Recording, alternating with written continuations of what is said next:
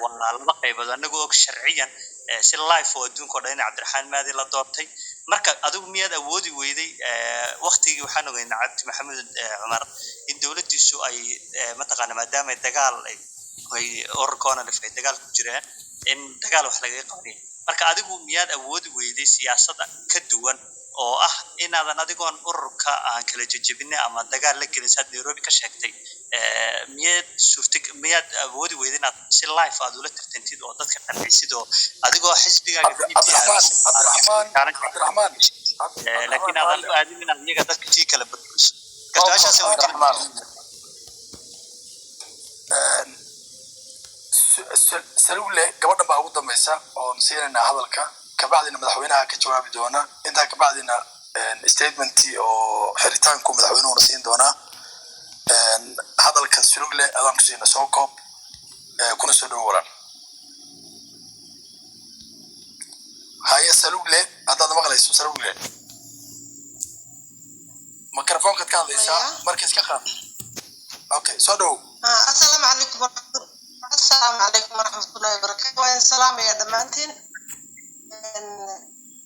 بدنا ماشي بجرا مدحوينها وين سلام يا doodii caawan dhageysanayay wajiga badan way lahayd marka anigu waxaan idin kula dardaarmayaa annagu seenbay markastaba dumar hadaan nahay waxaan jecelahay nabadda iyo deegaanka iyaga oo barwaaqo noo noqda nabadna aanu ku noolaano qaxootinimo iyo waanu ka soo dharagnay maxay ahayd iyo dhibaato haday jirto deegaankan weligeed waanu la qaxayay ilaa 1964 iyo ka hor mililqi iyo mingiste iyo xayla salaase iyo maxay ahayd mala sanaawina inta genocide bana lagu sameeyay waana leeynay marka anagu waxaan markasta jecelnahay nabadda waxaan jecelnahay madaxweynuhu waa ninka ugu sareeya maanta deegaanka iyo shacabka in midnimo la raadiyo maanta isbedeladan ka socda maxay tahay Ethiopia laga faa'iideysto maxay ahayd hoggaan fiican la sameeyo taa waxaan ku darsan lahaa oo kaleeto abaaro xun ayaa jira dadkeena way dhamaanayaan dhibaato badan ayaa jirta marka joog iyo qaran joog iyo maxay ahayd shacabka iyo dadkan tiilayaasha iyo cid kastaba waxaan aad iyo aad idinka codsanayaa oo aan jeclaan lahaa madaxweynaha aan u soo gudbinayaa dadka in la caawiyo oo abaaraha laga hortago midnimadana lagu dadaalo assalaamu calaykum waraxmatullaahi wabarakaatuh aad iyo aad baad u baasan madaxweyne ku soo dhawow su'aalaha ku soo dhawow waxaad ka xusud kulle way dheeraayeen qaar wayna isku noqonayeen qaarkood marka soo dhawow madaxweyne hay bismillahir rahmaanir rahiim arinta ugu horeysa waxaan rabaa inaan xogaa ku dhiirigeliyo dadka moderatorska in aragtida dimuqraadiyadda iyagu ay waqti su'aalaha dadka weydiinayaan ay banaysanayaan ay kuwa ay u yeeshaan inay dhageystaan aragtida dadka kale laga yaabo afkaarta ay sheegayaan inay u bogin sidii hadda ninkii laga tuuray meesha oo kale maadaama afkaaruhu sheegayay inay reer durayaan loo arkay oo kale durbayn lagu boodo afka la qabto la tuuro iyadoo su'aalahan la weydiinayo kuwa ka macquulsan oo dhaama ay runtii ahayn in aragtida dimuqraadiyadda ay bisayl ahayn baa in muuqato taas oo kale waan runtii waxaan arkaa inay daw ahayn qofku waa inuu dhageysan karo aragtidu noocay doonay ha ahaato haddii ayna aflagaada ku jirin oo sax reer buu ka hadlay in laga joojiyo leeyahay reer waxba ma bixinin halkaas sax laakiin waxaad tiraahdaa dadkii wax leeynayay iyo dhibaatadii geysanayay inaad tiraahdo laga toosiyo sida kuwa kale loo toosinayo inay tahay arrin fiican laakiin inaynu waxaynu jecelnahay inaan maqalana u aragno dimuqraadiyad waxaynan jeclayn aynu diidno inayna fiicnayn ayaan rabaa inaan fikrahan ka dhiibto arrinta shiinaha iyo shidaalka ku dheeraan maayo in badan baa laga hadlay annagu sida ururadii hadda ka hor dalku wadu halgamayna oran jirnay shacabka inaan halaasi ku wadno ma rabno in xaqad u sheegnaa rabnaa magdhow aan u haynaa hadda ma jiro mid intaan u doonno aan isleena way helayaan ma jiro cid kastoo waaqicina way garanaysaa laakiin shidaalkan dhibaatooyinka hadda ka taagan in la xalliyo diyaar baan u nahay dadkana inaad maalin iyo habeen u sheegto waxbaan kugu maqanahay aad ugu maqnayn oo aad ogtahay inaan wax ka soo naascaduuna jirin daw ma arkaan kolkaa waxaan oran lahaa shidaalkaas wixii dhibaatooyin ka jira xukuumadda deegaanka Soomaalidu iyo xafiisyada ay khusayso iyo bulshada ku nool aagaas oo aanu la shirno inaan xalino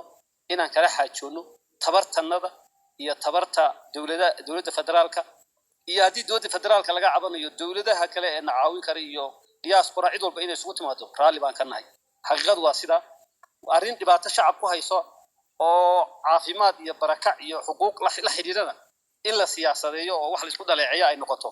ama wax maaragtay dadka been loogu sheego oo lagu kasbado daw ma arko arrinta kale waxa weeye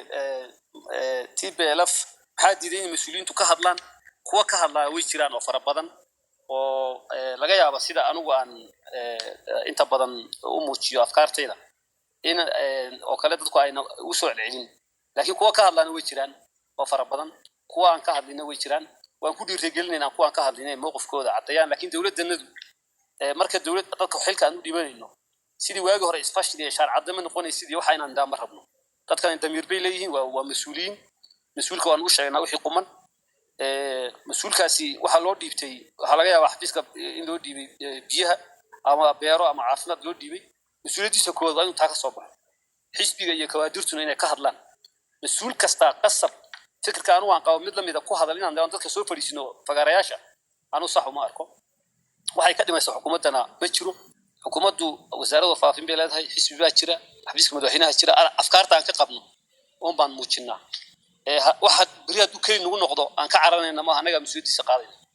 arrinta ku saabsan meeyar iyo maynay noqon karin hadday cabinet soo galeen niman ajnabi macnaha dad diaspora ah way jiraan ashkhaas magac urur ku soo galay laakiin weli lama fasixin laakiin meeyar inuu noqdo qofku inuu qubajoog noqdo inuu noqdo maaha in qofku ku habboon inuu noqdo muhiima meeyar haddii uu noqonayo qof qubajoog oo sida shuruudihii markii hore aan ka hadlay qof ka yimid dhulkii kale oo deegaankiisii aaminay sax weeye qof laakiin raba halkaan inuu ku noolaado xaggana ka shaqaysto dadka ummaddan uma aha laakiin qofka hadduu soo wareego uu yimaado oo shuruudahaas ah dhulkaaga ka shaqayso aamin diyaar baan u nahay inaan uu soo galo shuruucdii iyo wixii la hagaajinay in la hagaajiyo diyaar baan u nahay arrinta ku saabsan deegaameyn cusub meesha laga hadlay odayaal baa galay odayaashii deegaanka galay dawladda gashay qaab lagu heshiiyo oo dhexaad loo arkay baa jira inkastoo for every law there is an exception baa la yidhaa sharci kastoo adduunka la soo rogo exceptions buu leeyahay loo eego qofna qof ma dili karaa la yidhi haddana qof intuu dilo ku badbaadayaa jiro oo self defense buu istifaacaya la yidhaah saasoo kale inkastoo deegaameynta la joojiyey way jiraan meelo kooban oo deegaameyntoodii sababa jira awgeed aan wax uga bedelay go-aankii way jiraan meeshaas dadkii waa la kala xadeeyey halkaas isma dhaafisaan baa la yidhi odayaal baan la kaashanay iyo dadka aqoonta u lahaa waa dhaweyna dhacdooyin ka dhacay way jiraan haddana halkeedii baan ku jirnaa arrinta ku saabsan muxuu ahaa qurbajoog mad la tashataan iyo cid walba in la tashado iyo in hawshaas kuwo fara badan oo annaga tashiganaga aan u arag muhiim baaba jira oo tashanayo hadda shirar qabsanaya iyana shirarkooda ha wataan ciddii rabta inay jijiyo ku shirtaan iyadoo xaaladaha jiraan lagu xisaabtamayo uma diidan odayaashu way shiraan aqoonyahan kugu shiraa runtiina waxaa fiican dee dhulka diasporuu dibadda ku nool yahay dalkuna guduhu dadkii baa jooga dadka gudaha degmo walba iyo gobol walba shir baa ka socda waa la kulmaya marka haddii ay dad gaari ka maqnaadaan inaan la tashan maaha macnuhu 10 milyan ee Soomaaliya kulli kama tashan karto arrintan laakiin cid walba oo deegaanka joogta meesha ku tashanayso muqaaxiyaha ku tashato shiraha isugu nimaado tiibisha diyaar u tahay dadka dibadda joogana tashiya ay wadaan baa jira kuwa anaga afkaartanaga diidan oo le iyaga iyo kuwa kaleba aan ka tashanana way jiraan kuwa anaga afkaartanaga taageersan oo tashanaya way jiraan mabaadiida aan aynu raacayno hana la soo siiyo wey arrinta saama qaybsiga absaa ka hadlay qayla wax lagu bixiyaa aragtidaas haday jirto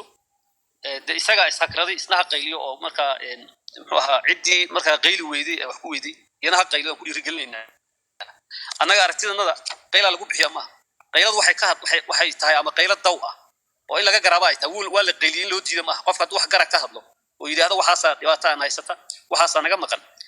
qayliya lagu siibaa loogu diiday ma xaqiisa waa in la siiyo qayliyo aan laga jawaabayna way jirtaa kuwa dhawaaqayo oo qayliyo oo inta cabanayo oo aan loo jawaabina way jiraan oo loo arko in maaragtay qayladaas aan daw ahayn 11 gobol iyo 93 degmada sida daraaddeed qaylada lagu bixiyaa qofka qaadanaya aragtiday haday la qumanaatay aragti aan qayladaas isagu sakaran qayliyo annagu laakiin qaylo kuma bixinay wixii daw aan u aragno iyo intii garaadka naga iyo intii ilaahay nagu yahay aan u sameynaa dadkana lama raalgelin karo su'aal laga qabtay baa jiro councilor la xiriiday councilorada sameynteedii iyo qorshayaasheedii oo kala gulagado waan u soo sheegaynaa shacabka meelahan hore u sheegnay baa jiro caasimadaha ay ka mid yihiin Wadero iyo su'aashiis inay la xiriiday waan rajaynaynaa inay geli doonaan arrinta hantida qaran ururku weeye muxuu ahaayey gudoomiyaha waxa lagu doortay si sharci ah loo doortay miyana ceeb ahayn waa aragti qofna hanti qaran buu noqon karaa qofna bubu qaran buu noqon karaa waa aragti qofkaasi naguma qasbi karo annaga aragtida isagu uu qaba inaan la qaato isagu aragtida uu qabto xaq buu leeyahay tu ka duwan aan qaatana xaq buu leeyahay inuu ugu colaadiyo ugu la dagaalamo xaq buu ma leeyahay